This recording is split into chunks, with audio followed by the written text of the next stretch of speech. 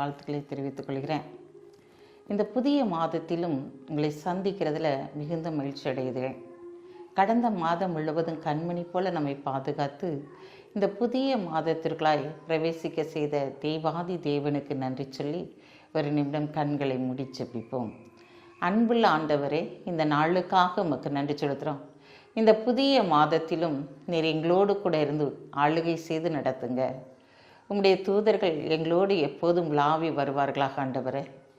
இந்த நாளிலும் உம்முடைய பிரசன்னத்தின் ஆளுகையினால், உம்முடைய அன்பின் ஆளுகையினால் எங்களை ஆளுகை செய்து வழி நடத்துங்க.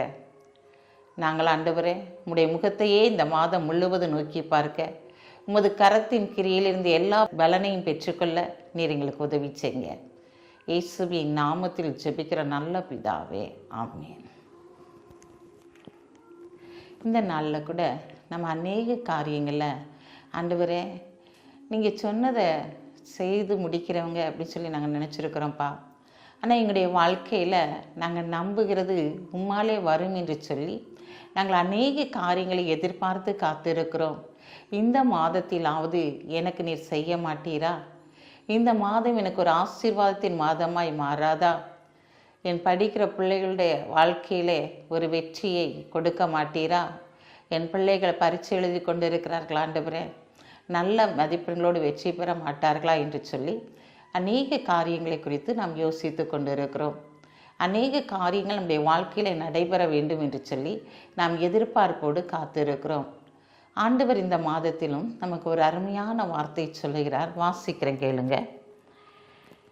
ஆதியாகமம் 28ஆம் அதிகாரம் 15ஆம் வசனம். நான் உன்னோடு இருந்து நீ போகிற இடத்திலெல்லாம் உன்னை காத்து இந்த தேசத்துக்கு உன்னை திரும்பி வர பண்ணுவேன். நான் உனக்கு சொன்னதை செய்யும் அளவும் உன்னை கைவிடுவதில்லை. இங்கே ஆண்டவர் சொல்கிறாரு, இந்த நாள் நான் உனக்கு சொன்னதை செய்யும் அளவும் உன்னை கைவிடுவதில்லை என்று சொல்லி. ஆம் பிரியமான சகோதரனே, சகோதரியே, உன் வாழ்க்கையில் எத்தனையோ போராட்டங்கள், பிரச்சனைகள் ஊடாய் நீ கடந்து வந்திருக்கலாம். துன்பங்கள் வழியாக நீ கடந்து வந்திருக்கலாம். வேதனைகள் ஊடாய் நீ கடந்து வந்திருக்கலாம். ஆண்டவர் இன்றைக்கு உன்னுடைய வாழ்க்கையிலே பெரிய அதிசயமான காரியங்களை செயல்படுத்த போகிறார். உன் நெருக்கம் பெரிதுதான். இடுக்கமான வாசல் வழியாக நான் நடந்து கொண்டிருக்கிறேன் ஆண்டவரே, இந்த இடுக்கமான வாசல் எப்போது முடியும் என்று சொல்லி நீங்கள் ஏங்கி தவித்து கொண்டிருக்கலாம்.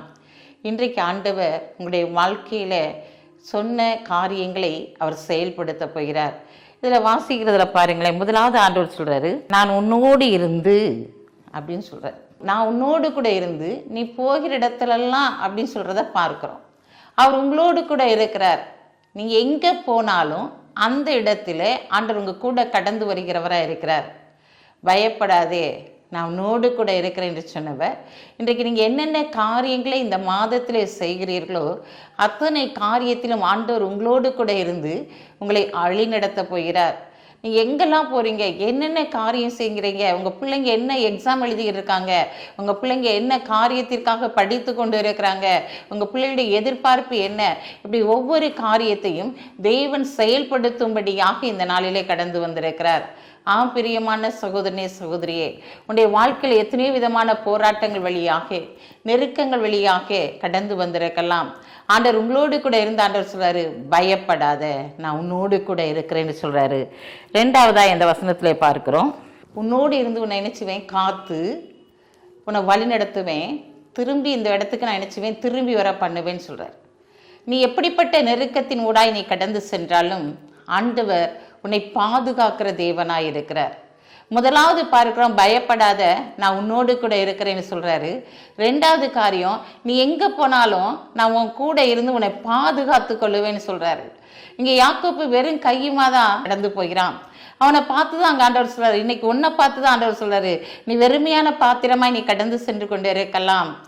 இன்றைக்கு நான் உன்னோடு கூட இருக்கிறேன்னு சொல்றாரு. பயப்படாத, நான் உன்னோடு கூட இருக்கிறேன்னு சொல்றாரு. ரெண்டாவதாய், நான் உன்னை பாதுகாத்து கொள்ளுவேன்.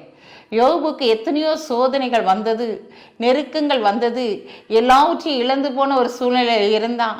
ஆனால் யோபுடைய வாழ்க்கையில் அவ்வளவு நெருக்கங்கள் கடந்து வந்த போதும், இடுக்கமான பாதை வழி அவன் கடந்து சென்ற போதும், ஆண்டவர் அவனுக்கு துணை நின்றபடியினாலே, அந்த பாதையில அவனை பாதுகாத்து அவனை வழிநடத்தினபடியினாலே அவன் என்ன செஞ்சான்? ரெட்டிப்பான ஒரு ஆசீர்வாதத்தை பெற்றுக்கொண்டான். இன்றைக்கு நீ போகிற பாதைகளை நெருக்கங்கள் நிறைந்ததாய் கூட காணப்படலாம். ஒடுக்கமான ஒரு பாதை வழியா நீ கடந்து சென்று கொண்டிருக்கலாம். ஆண்டவர் இன்றைக்கு உன்னை பார்த்து சொல்றாரு, நான் யோபு ஆசீர்வதித்தது போல இந்த நாளில் உன்னை ஆசீர்வதிக்க போறேன். உன்னுடைய நெருக்கங்கள், உன்னுடைய வேதனைகள் உன்னை விட்டு விலகுவதற்குரிய நேரம் வந்துவிட்டது. நீ ஏன் கலங்கி தவித்து கொண்டிருக்கிறாய்? நான் உன்னோடு இருந்து செய்கிற காரியம் மிகவும் பயங்கரமாக இருக்க போகிறதே, நீ ஏன் கவலைப்பட்டு கலங்குகிற அப்படின்னு சொல்லிட்டு ஆண்டவர் இன்றைக்கு உங்களை பார்த்து சொல்கிறாரு.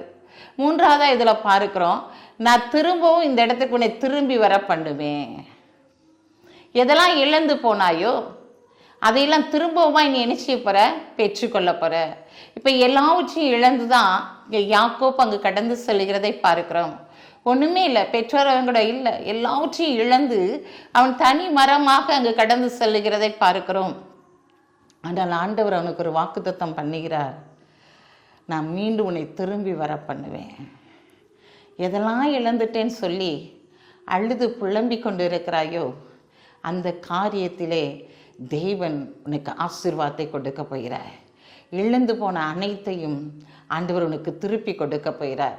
யோபுடைய வாழ்க்கையில செய்தது போல அவனை பாதுகாத்து அவனுடைய காரியங்களை எல்லாம் தேவன் நேர்த்தியாய் செய்தது போல இன்றைக்கு உன்னுடைய வாழ்க்கையிலும் ஆண்டவர் பெரிய காரியங்களை செய்யும்படியாய் கடந்து வந்திருக்கிறார். ஏன்னா நான் உனக்கு சொன்னதை செய்யும் அளவும் நான் அவனை கை விடுவதில்லை என்று சொல்லி ஆண்டவர் சொல்கிறார். ஆம் பிரியமான சகோதரனே சகோதரியே, ஆண்டவர் உன்னுடைய வாழ்க்கையில என்ன காரியத்தை வைத்திருக்கிறாரோ, என்ன காரியத்தை சொல்லி இருக்கிறாரோ அந்த காரியத்தை அப்படியே உன்னுடைய வாழ்க்கையில செய்து முடிக்க போகிறார். நீ கலங்கி தவிக்கிற எந்த காரியமும் சம்பவிக்காது. இத்தனை நாட்களில் நீ பட்ட பாடுகளுக்கு, உன் வேதனைகளுக்கு இன்றைக்கு ஒரு முடிவை நீ காணும்படியான ஒரு நாளுக்குள்ளாய் கடந்து வந்திருக்கிறார். உன் வியாதியிலிருந்து ஒரு விடுதலையை நீ பெற்றுக்கொள்ளும்படியாய் நீ கடந்து வந்திருக்கிறாய். உன்னுடைய கடன் பிரச்சனையிலிருந்து ஒரு பெரிய விடுதலையை தேவன் கொடுக்க போகிறார். எந்த இடத்திலிருந்து உனக்கு வர வேண்டிய பணங்கள் வராமல் தடைப்பட்டு கொண்டிருக்கிறதோ அந்த பணங்கள் கடந்து வரும்படியான காரியங்கள் இந்த நாளிலே செயல்படுத்த போகிறது.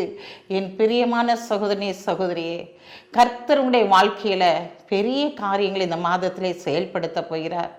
இந்த மாதம் உங்களுக்கு ஒரு ஆசீர்வாதத்தின் மாதமாய், அநேகருக்கு நீங்க ஆசீர்வதிக்கிற பாத்திரமாய், அநேகருக்கு நீங்க கொடுக்கிறவர்களாய் கர்த்தர் உங்களை மாற்றப் போகிறார். இந்த நாளிலும் உபவாசித்து அநேகர் ஜெபித்து கொண்டு இருக்கீங்க. உங்களுடைய ஜெபத்தை ஆண்டவர் அப்படியே கேட்டு உங்களுக்கு பதில் கொடுக்க போகிறார். என்ன காரியத்திலெல்லாம் தீர்மானம் எடுத்து நீங்கள் உபவாசித்து ஜெபித்து கொண்டு இருக்கீங்களோ அந்த ஜெபத்துக்குரிய பதில் நீங்கள் உபவாச நாட்கள் முடியும் முன்பாகவே நீங்கள் பெற்றுக்கொள்ள போறீங்க. ஏன்னா நாங்கள் இந்த நாட்களில் 40 நாட்கள் உபவாசித்து ஜெபித்து கொண்டு இருக்கிறோம். நாங்கள் ஒரு குழுவாக அமர்ந்து நாங்கள் ஜெபித்து கொண்டு இருக்கிறோம். ஆண்டவர் இந்த மாதத்திலே எந்தெந்த பிள்ளைகளுக்கு என்னென்ன காரியத்தை செய்வேன் என்று சொல்லி வாக்குத்தத்தம் பண்ணி இருக்கிறாரோ அந்த வாக்குத்தத்தத்தை அவர் அப்படியே நிறைவேற்றும்படியாக நாங்கள் ஜெபித்து கொண்டு இருக்கிறோம்.